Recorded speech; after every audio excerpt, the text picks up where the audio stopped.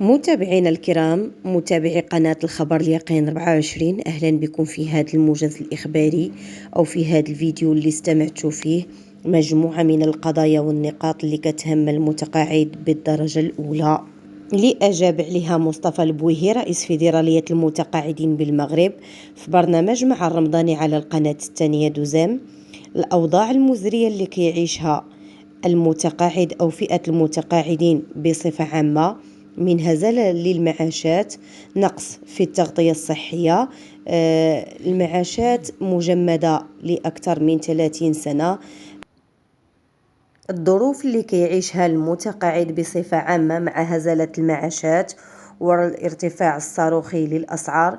الحكومة لحد الآن لم تحرك ساكنا أو تولي اهتمام بهذه الفئة التي قدمت الغالي والنفيس من أجل بناء هذا الوطن، وباقي لحد الساعة المعاشات مجمدة منذ 30 سنة، ولا حكومة من الحكومات المتعاقبة قدرت تفتح هذا الملف وتعطي حلول معقولة ترضي جميع الأطراف.